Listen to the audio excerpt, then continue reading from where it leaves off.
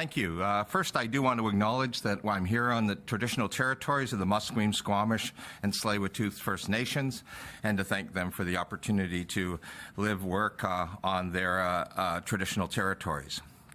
I'm happy today to give an update on the success we've had in moving homeless people into safe and indoor accommodations in Victoria. You'll recall that on April the 25th, we set out an ambitious plan to move people from Oppenheimer Park in Vancouver and Topaz Park and Pandora Avenue in Victoria into safe accommodation with wraparound supports. On May 9th, we completed the move of 261 people from Oppenheimer Park. That park is now closed and rehabilitation has begun there. And today I'm pleased to announce that as of yesterday, we had completed 308 moves from Topaz and Pandora into safe temporary housing. That housing includes wraparound services such as daily meals, supports with mental health and addiction challenges, supports for people with mental health and addiction challenges, and help for people finding more permanent housing solutions. I do want to note that this would not have been possible without the incredibly hard work and collaboration of many, many people who've been involved in this partnership, including staff from BC Housing, from numerous ministries in government, from the City of Victoria, from Island Health, from key organizations in the community who played a critical role in this, from provincial service providers, peer support workers, and outreach workers. All have approached this very large and complex effort to house people with compassion, with care, and with the focus on providing people with choices that best suited their individual needs. And I very much want to thank them for their efforts. You will know that today, May the 20th, is the day that was put in place for the completion of this project. That project is completing today. It is our expectation and hope that we will have moved all of the people from our original, when we started this process, we will have moved all of the people by end of day, and they will be able to move forward on completion of the closure of those sites. There is a possibility that it could flow into tomorrow, but every expectation is we will complete the moves today as they're ongoing. People are packing up as we speak and moving. At the same time, we are continuing to work with additional people who have since moved into the area to provide them with shelter and housing options. You'll know that a number of people, maybe about 30 people, came to the site after we had established who was there. We have been meeting with those folks, with outreach workers, moving forward, and we are providing supports to them by registering them for housing, connecting them with other supports, and working with outreach workers with them. Outreach workers will continue that registration of people. A resource guide has been developed so people have information on safe places to shelter, on access to hygiene, harm reduction, health care, and food services. We've made significant progress on this work. As I said, we will have expect to complete today, and what that will mean is over the past 3 weeks or so, we will have moved 600 of the most vulnerable people in British Columbia from encampments into housing with wraparound services. This is an important step in addressing the challenges of people who are street entrenched, people who are homeless. There is more work to be done. The government is committed to working on this moving forward, and we're looking forward to the opportunity to do that. But we're very pleased that we now see by end of day today our expectation that we will have completed the initiatives at Pandora and Topaz along with the completion on May 9th of Oppenheimer Park. With that, I'll take any questions. Thank you, Minister. And a couple of gentle reminders to the media on the phone. Please press *1 if you have any questions. If media has follow-up questions, please press *1 again to queue up. And time permitting, we will be able to take more questions. Please keep your phones unmuted. You will not be audible until I call out your name. We begin today with Brishti Basu, Victoria Buzz. Go ahead, Brishti. Hi, Minister. Thanks for taking my question. I have kind of a two-parter.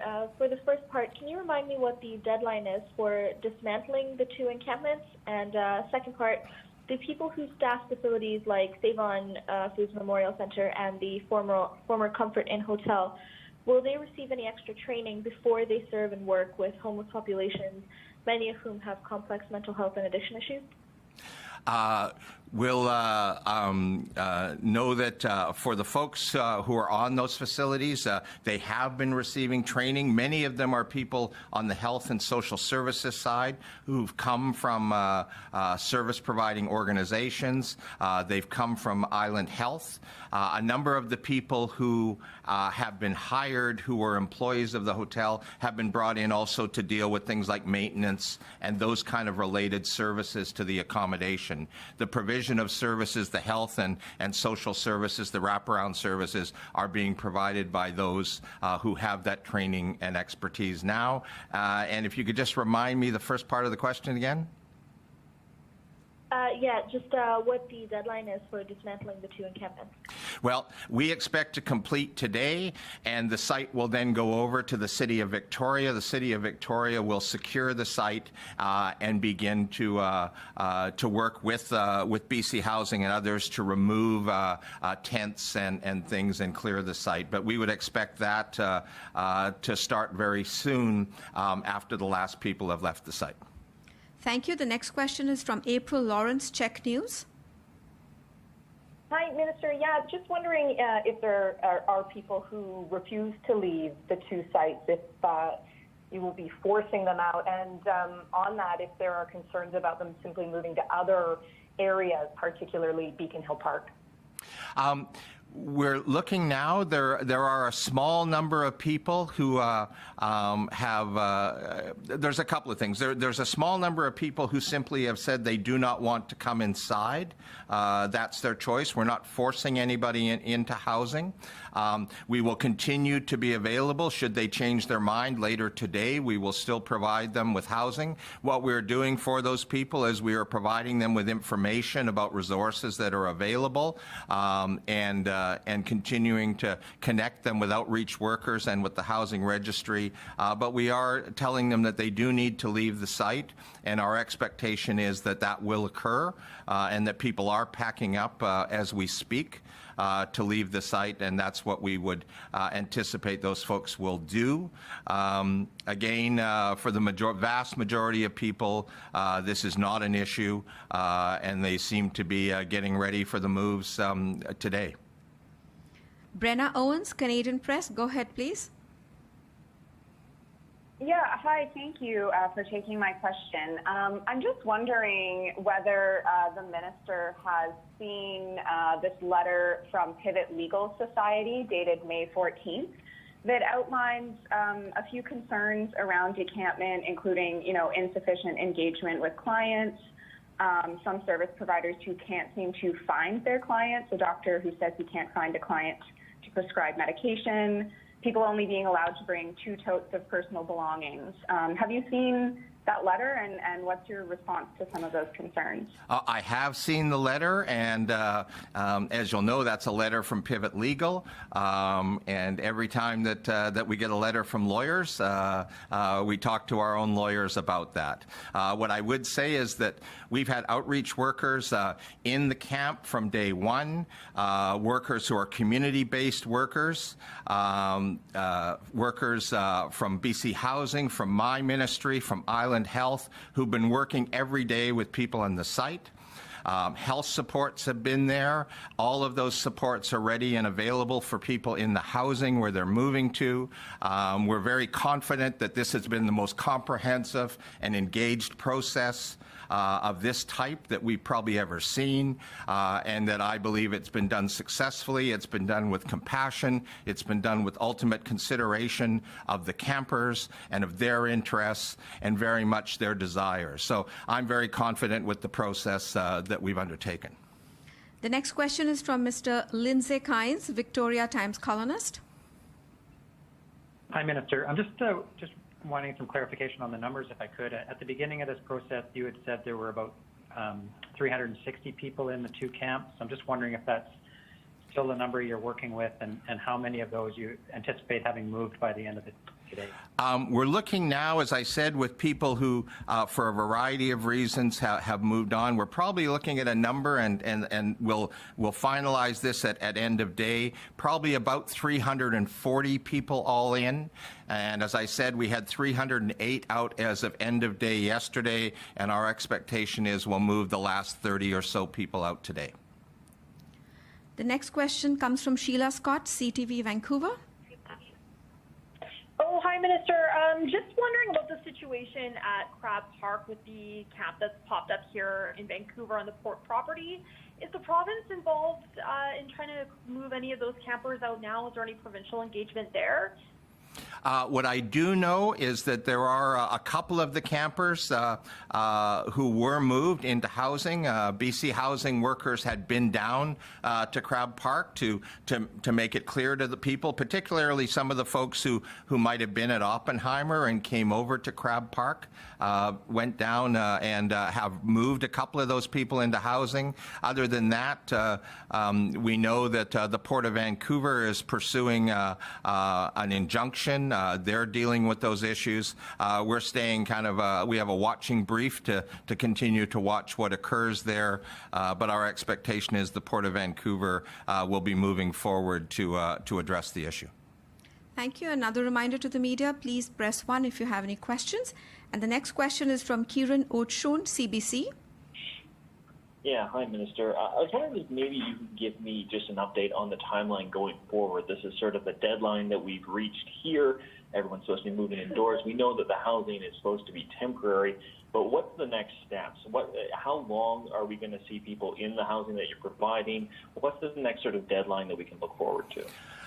Well, as you'll know, there are a number of the properties. Some of them, like the Comfort Inn, is a property that we purchased. And at this point, we have 93 people in the Comfort Inn in two separate facilities within that site.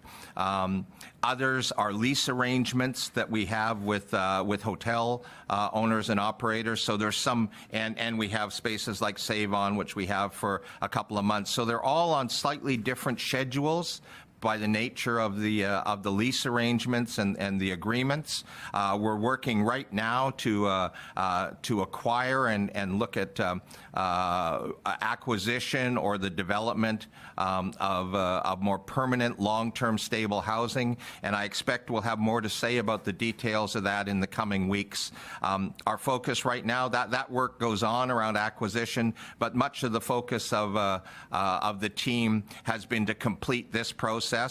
And we'll get that done over the next number of days. It's get people moved, make sure that everybody's into their new accommodations, they're stable, the systems are all working smoothly moving forward. So I expect in the next couple of weeks we'll be back to talk about plans moving forward. Thank you. The next question is from Jeremy Hainsworth, Glacier Media. Hi, Minister. Thank you for doing this availability today. Much appreciated. In Vancouver, where we've seen, as has been mentioned before, the camp popping up at Crab Park. There are campers now in Nelson Park, in the West End, around the gazebo, down by English Bay, and in other areas around the city. And I can't help but notice some parallels between what's going on here and what happened in the 80s. As sex workers were moved around the city by the municipal and provincial government with the assistance of the Supreme Court, particularly Justice McEachern. The sex workers there were moved around the city and eventually wound up in the downtown east side, which is the area we're talking about with Oppenheimer. That set the stage for what activist Jamie Lee Hamilton called Robert Picton's killing fields. Are we just pushing pawns around a table here to try and deal with an issue rather than dealing with the root issues? Well, thanks for the question, and a couple of observations to that. I recall the 80s, and I recall the process that you speak of, and I would agree that certainly some of kind of the way that you have laid out how people ended up in the downtown east side is fairly accurate. This situation is different in this sense. We identified both the Victoria and the Vancouver situation, over 600 people located in these encampments. There were significant safety issues and health issues related to those facilities, both in terms of our ability to keep people safe as relates to the pandemic, obviously, and meet their needs there, but the very, very real challenge we have with the opioid and the overdose crisis that continues to be a major challenge. We also know, and you would have seen that when the site was cleared out at Oppenheimer, that there were certain aspects of what was going on there that were created real risk. There were significant assaults were reported, other activities that couldn't be managed.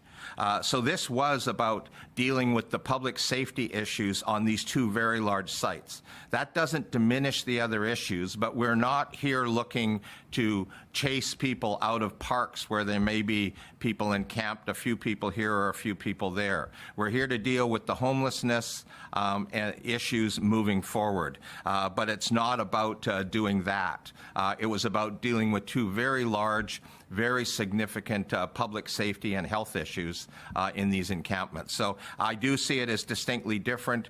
We have lots of work to do with the City of Vancouver, with the City of Victoria, in Nelson, in Campbell River, in Kelowna, with those communities to deal with homelessness challenges throughout the province, and that work will continue.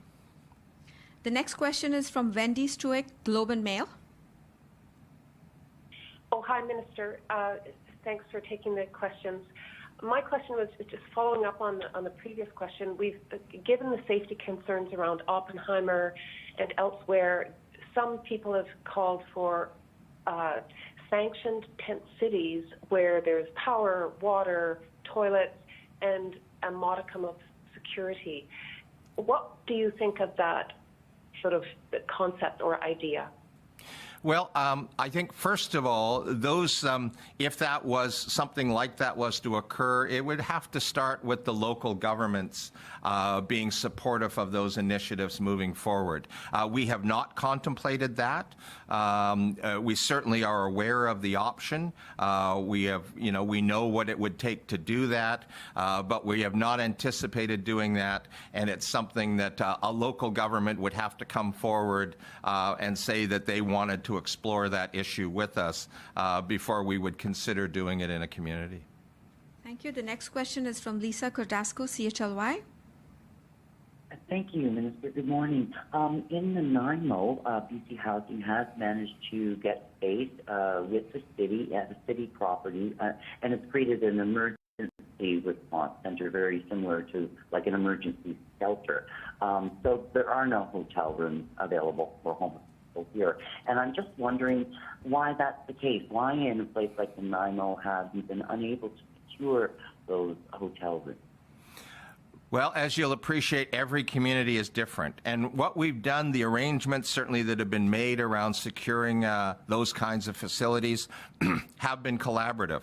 We've worked with hotel associations. We've worked with hotel owners. We've worked with local governments to look at what the options are to access that housing. I know that there's significant discussions going on in the Nanaimo area. I know the local MLAs there are working hard with the mayor and the city and BC Housing and Minister Robinson, the Minister of Municipal Affairs and Housing, to look at what the options are moving forward to address the real issues in Nanaimo. And so that work is ongoing, and I'm hopeful that there will be strategies come forward soon that create opportunities to address what are real challenges in the Nanaimo community.